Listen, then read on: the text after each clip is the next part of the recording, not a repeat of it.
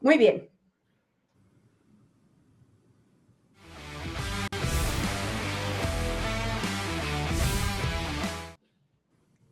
Muy bien, esto es Hablemos Perú. Vamos a tratar de presentarles un programa un poco más ordenado que lo que han visto. Lamentamos mucho estos problemas técnicos. Yo aprendí a hacer periodismo en televisión en tiempos en los que no se hablaba de los problemas técnicos. Había que disimular que había problemas técnicos. No, hoy hemos tenido graves problemas técnicos. Lo lamentamos mucho, respetamos mucho a nuestro público y nos mortifica esto, pero vamos a tratar de ordenarlo y de darles mucho contenido. Tenemos una primicia más adelante sobre la OCDE y tenemos mucho contenido, pero vamos a empezar con una noticia muy dolorosa que nos cuenta Iván Brejó y tiene que ver con el asesinato de otro líder, defensor del territorio, otro líder indígena, Ashaninka. ¿Qué pasó, Iván? Buen día con todos. ¿Me escuchan bien? ¿Sí? Perfectamente. Ok. Bueno, es una noticia lamentable. Américo Pascual, un expresidente de la comunidad nativa Onconashari, que está en el distrito de Yurúa, esto es en la provincia de Atalaya, al sur de Ucayali, ¿no?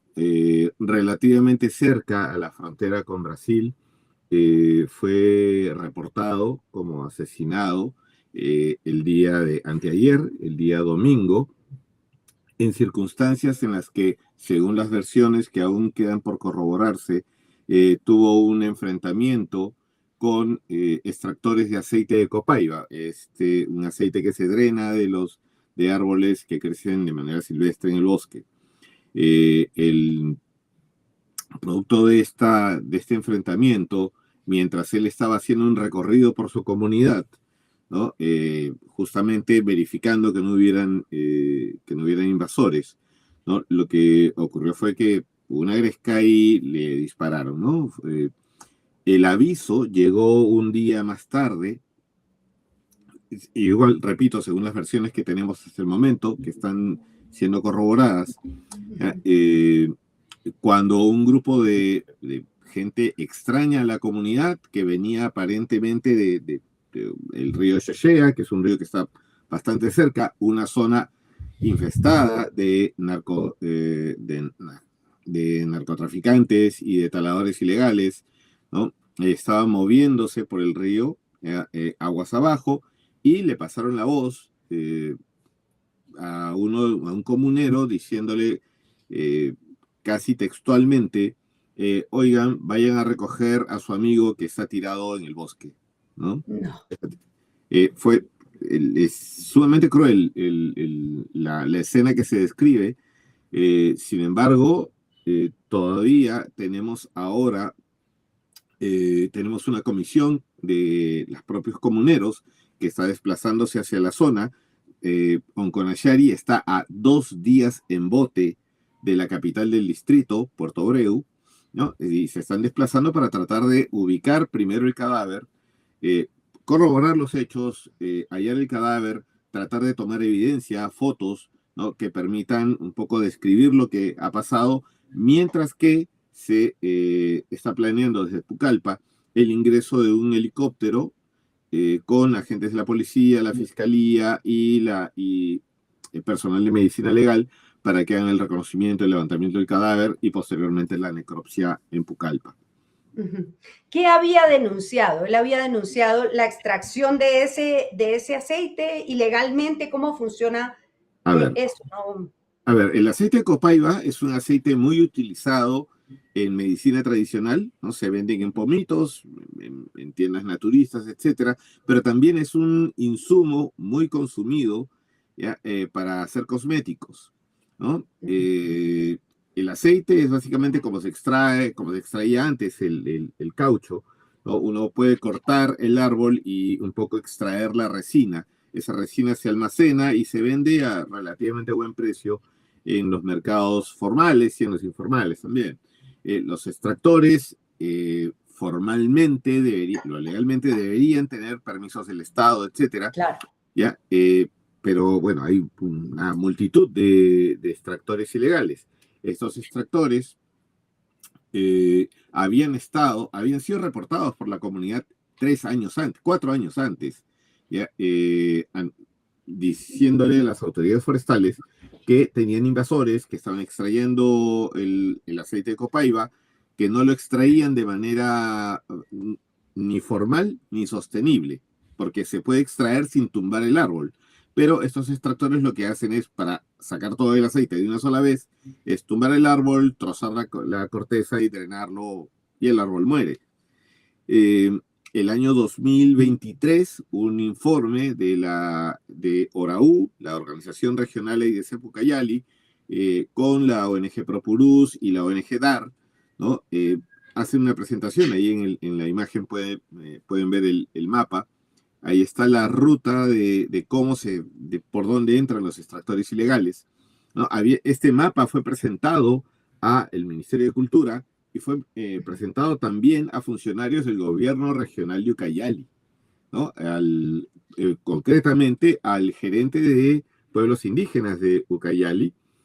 Sin embargo, no hubo mayor gestión para tratar de contener el ingreso de estas personas ilegales, ni tampoco ni acción de parte de la gerencia forestal, perdón, de la gerencia de pueblos indígenas, ni de la gerencia forestal. Los resultados los vemos ahora, ¿no? Ya niveles de violencia que empiezan a dispararse en una zona que, como ha reportado Epicentro, como hemos reportado en diversas plataformas, está cada vez bajo mayor presión por delitos ambientales, por narcotraficantes, extractores de mineros ilegales incluso, ¿no? Taladores, etcétera. Iván, esta zona, Onconachani, está en dirección a la frontera con Brasil. Ahí justamente estamos viendo el borde, muy cerquita a la reserva indígena Murunagua, ¿no? O sea, Exactamente. Estamos hablando de una zona de muy, muy, muy difícil acceso, de muy difícil acceso. Exactamente. ¿Qué se ha sabido hasta el momento de los intentos de las autoridades para, ¿no?, entrar a la zona y recuperar el cuerpo del dirigente indígena? A ver, gracias a las gestiones tanto de ORAU como de las organizaciones que le dan soporte a las comunidades nativas, ha habido afortunadamente una relativamente rápida gestión de la Fiscalía de Derechos Humanos que tiene sede en Pucallpa. Sin embargo, inicialmente se había hecho la denuncia ante la Fiscalía Corporativa en Atalaya, los cuales manifestaron que no tenían los recursos para poder ingresar, ¿no? Hay que resaltar que la única forma de ingreso a Onconachari es vía helicóptero, porque no hay pistas de aterrizaje y está a 2 días ya, de camino de ese puntito negro que ven en la pantalla, que es Puerto Breu, que es donde está la única pista de aterrizaje autorizada. 2 días de viaje o helicóptero. Las fiscalías no tienen obviamente esos recursos. Cuando se le avisó a la policía para que pudieran hacer la gestión y ir a verificar los hechos y a recuperar el cuerpo, dijeron que tampoco tenían los recursos porque sabemos, no tienen bote, no tienen combustibles, no tienen personal para el traslado. La tragedia que vemos constantemente en Amazonía, ¿no? Las principales entidades encargadas del control territorial no tienen los mínimos recursos que requieren para poder hacer su trabajo. Ahora se ha hecho la gestión, gracias a la Fiscalía de Derechos Humanos, para que una comisión de la policía desde Pucallpa pueda ingresar, esperamos el día de hoy, ojalá que el tiempo, porque está lloviendo, ayude, puede entrar el helicóptero, ubicar el lugar donde yace el cuerpo de Américo y que pueda ser recuperado y enviado a la necropsia como corresponde, ¿no? E investigar los hechos. Bueno, pues aquí está ocurriendo algo muy grave. a los ojos del Perú y del mundo. El asesinato sistemático de defensores ambientales, de líderes indígenas, de apus, de comunidades, de gente que defiende el territorio, que defiende lo suyo y que se enfrenta con unas mafias de tala ilegal, de extracción ilegal de minerales, de materiales, de estos aceites, y no pasa nada. No pasa nada ni con las autoridades. Vimos hace unos días a una lideresa indígena diciendo tienen que reconocernos y protegernos en el sistema interamericano porque en el Perú no pasa nada. Es correcto. Bueno, lo que sí acaba de ocurrir es que el Poder Judicial acaba de condenar a los asesinos de otro APU, asesinado el 29 de noviembre del 2023, Quinto Inuma Alvarado. Él fue asesinado por denunciar a taladores de la selva. Él era líder de San Martín, del pueblo Quichua, Apu de la comunidad nativa Santa Rosillo de Yanayacu, y quien había denunciado a los taladores en San Martín, a los que están depredando por años. Lo mataron en noviembre del 23 y el tercer juzgado penal colegiado de la Corte Superior Nacional condenó a Segundo Villalobos Guevara a 28 años de prisión, a Genir Saboya y Limber Ríos Ruiz a 35 años y a Jerril Saboya a 15 años, todos ellos por el homicidio del líder indígena Quinto Inuma Alvarado. ¡Qué tristeza! Sí, a ver, y una cuestión que probablemente la gran mayoría de nuestra audiencia no conozca, es que Quinto Inuma estuvo 2 días antes en Pucallpa, ¿no? En una reunión contándole a otros líderes ambientales, a otros defensores, ¿no? Y fue casi premonitorio, diciendo, vamos a abrazarnos porque probablemente esta sea la última vez que algunos de nosotros nos juntemos. Y un par de días después había fallecido, ¿no? Había sido asesinado. Sí, claro. Esto está pasando en todos lados. Tenemos información que vamos a compartir prontamente con la audiencia, especialmente con los suscriptores, ¿no? De la situación de los defensores ambientales en Loreto. Las cifras son alarmantes en relación a la cantidad de gente que está siendo amenazada y el subregistro que tenemos como país, ¿no? De las emergencias que están ocurriendo. La situación en Loreto, en Ucayali, en Madre de Dios y en otras partes en otras regiones del país está siendo bastante difícil y lamentablemente no se ve el orden que se había prometido en esta nueva administración en el gobierno o siquiera la intención, ¿no? De tomar esta emergencia en la Amazonía dentro de la agenda. No se menciona en el Plan General de Gobierno, etcétera, ¿no? Tenemos realmente una situación bastante preocupante para la Amazonía y más bien lo que vemos es que bombardean pistas de aterrizaje legales, ¿ya? Pero las 8 o 9 pistas que están muy cerca a Onconachari, ahí siguen. Y todas son ilegales, todas son de narcos. Esas no las tocan, pero a las de las comunidades las vuelan. Bueno, eso fue lo que pasó, ¿no? Recientemente en una comunidad. Bueno, pues seguimos con la Amazonía y quédate un momento, Iván, para cerrar Hablemos Perú, porque pues hay un paro de 48 horas en Loreto. El tema de los combustibles sigue sin resolverse. Tenemos imágenes que nos ha enviado nuestra corresponsal Luz Marina. Sí.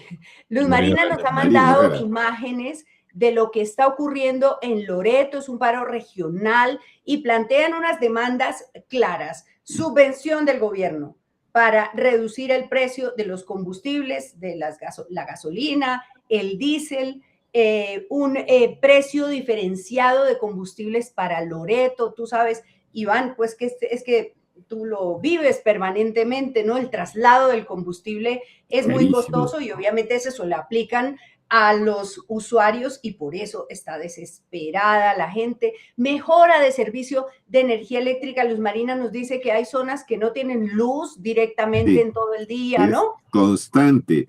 O sea, en Iquitos y en varias zonas de la Amazonía, en realidad, lo común es que se vaya la electricidad en cualquier momento y te quedas literalmente sin nada. O sea, en algún momento han ocurrido emergencias en los centros de salud, en los hospitales, ya cuando los generadores alternativos que tienen de emergencia tampoco están en las mejores condiciones.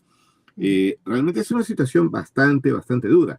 Este es un paro que venía siendo anunciado hace más de 2 semanas, si mal no recuerdo, ¿ya? Y que ya ha tomado cuerpo ante, bueno, le dan bono a Ucayali, ¿por qué no le dan bono a Loreto, que está en peores condiciones? Y después va a seguir Madre de Dios y después va a seguir el resto, porque la Amazonía en general... Pero además en Loreto se ha sumado la CGTP, ¿no? Claro, ¿no? Claro. Pero Ese es que diferencial. tienes una serie de condiciones en la Amazonía, particularmente ciudades, obviamente, pero en la ruralidad, ¿no? El caos es aún mayor. No hay combustible y ¿a dónde te mueves? ¿Cómo te mueves? La mayoría de poblados, la única energía que tienen es la energía de generadores, ¿no? Y cuando sube el precio del diésel, ya, el presupuesto que tienen municipios pequeños sencillamente se desvanece en 6 meses. Entonces, ¿cómo? ¿De dónde? ¿Cómo y de dónde? Claro. ¿No? Y los planes de reconversión para poner paneles solares y tener granjas solares para los poblados, los centros poblados, y reducir el consumo y obviamente tener más recursos para obra pública en lugar de que vaya para electricidad, no llega, no se resuelve eso. No se resuelve. Bueno, pues ahí estamos pendientes. Va a haber seguramente un gobierno débil, siempre lo que hace es que resuelve aquí, resuelve allá, les quita las multas a los transportistas de Lima, les da 100 soles a los de Pucallpa, después se le incendia a Loreto, entonces le da otros 100 soles a Loreto y mira a ver cómo hace y no se resuelven estructuralmente los problemas. Mañana tendremos más información de este paro porque es 25 y 26 en Loreto. Gracias, Iván. Gracias, Iván. No, gracias a ustedes. Gracias. Y esto fue Hablemos Perú.